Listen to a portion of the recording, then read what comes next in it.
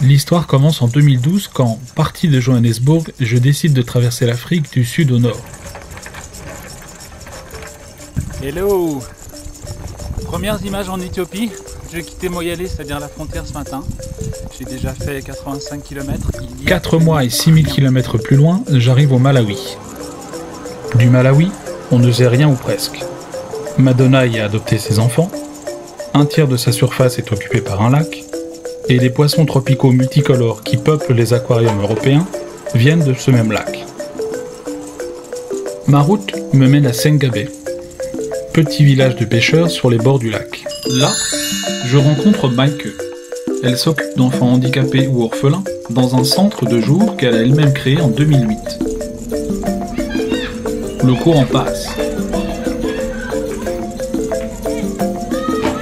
Sengabe est un petit village, tout au bout de la route, cul-de-sac charmant sur les rives du lac Malawi. C'est aussi un des derniers ports de pêche traditionnels. On y trouve naturellement des séchoirs à poissons, des gens souriants, des danseuses gracieuses, des plages de sable blanc, des singes et même des hippopotames.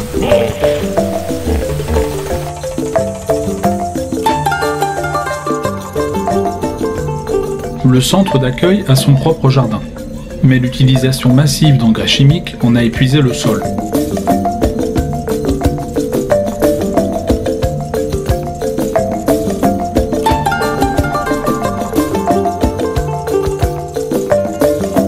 Nous avons 4 mois pour mener à bien le projet sans commettre d'erreurs. Nous partons dans les montagnes du nord du Malawi afin d'y étudier les spécificités de l'agriculture en milieu subtropical.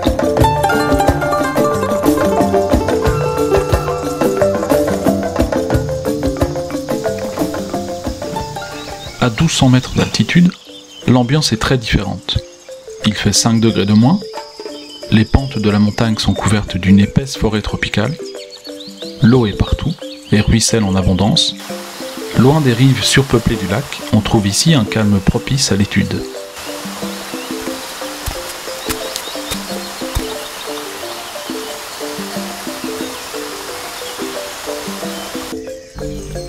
C'est ici que Lukwe a décidé d'installer son camp écologique. Il est 8 heures. Premier jour de formation et je suis déjà en retard. Je rejoins la salle de classe, installée au beau milieu d'un jardin extraordinaire. Confiés à leurs bons soins, les flancs de la montagne autrefois déforestés ont retrouvé en 10 ans un épais couvert végétal. Nous sommes venus étudier leur façon de travailler.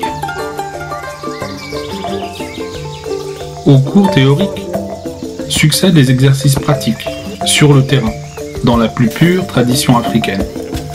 Nous apprenons un type de culture, appelé permaculture, dont le principe est l'imitation de la nature.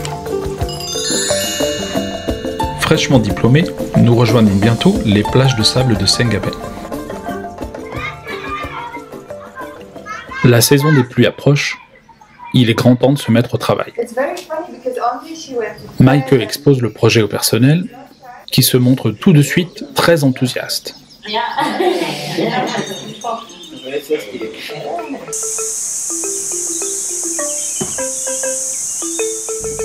Nous commençons par abattre les arbres.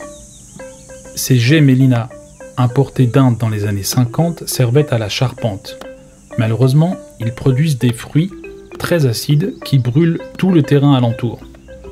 Nous devons donc nous en débarrasser.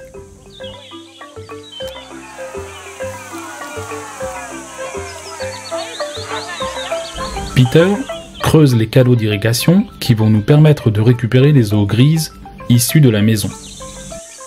Au grand bonheur des canards et de leurs rejetons.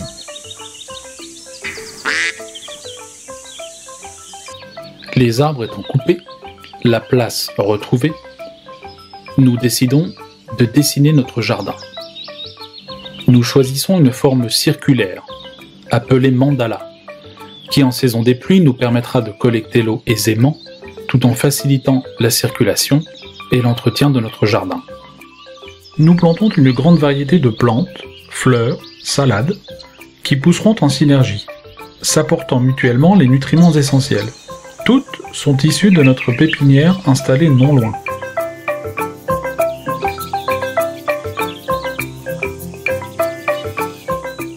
Parce que ces cultures devront être vivrières et devront fournir de la nourriture au centre d'accueil, nous commençons par planter des bananiers, qui donneront dès cette année.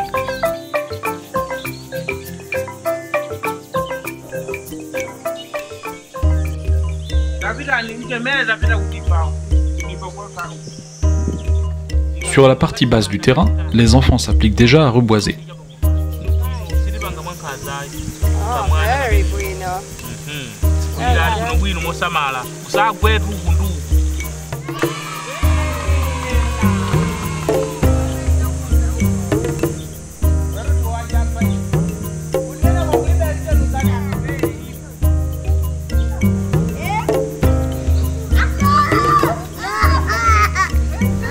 La recette est simple. Pour chaque arbre, un enfant.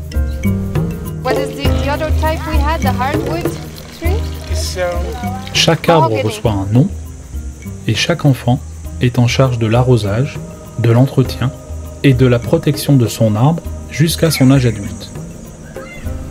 Nous plantons 75 arbres et les protections autour de chaque arbre donnent déjà des allures de forêt à la plage du centre d'accueil. Pas de végétation sans animaux.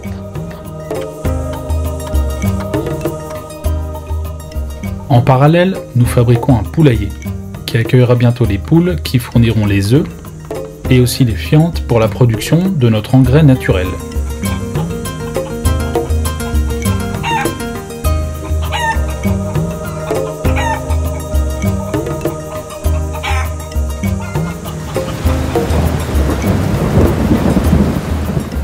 Nos travaux sont à peine terminés que la saison des pluies arrive.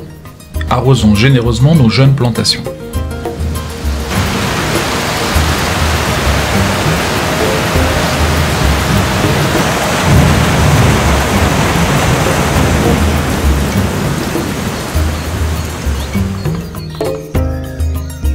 Mais après la pluie vient toujours le beau temps.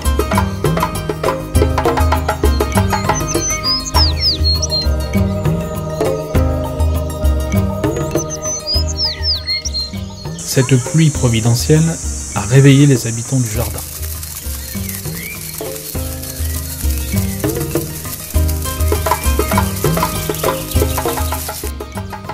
Et les pollinisateurs sont à l'œuvre.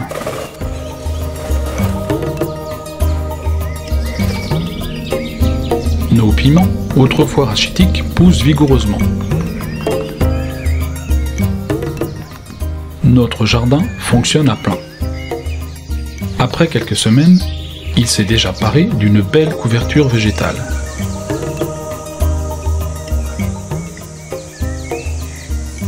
Boostés par l'apport d'engrais organiques, nos tomates poussent déjà vers le ciel.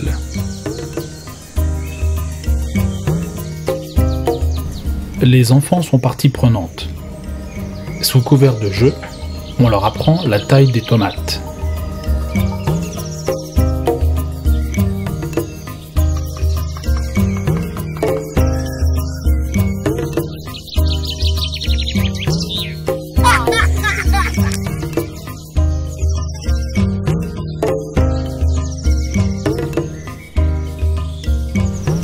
Le pari est gagné.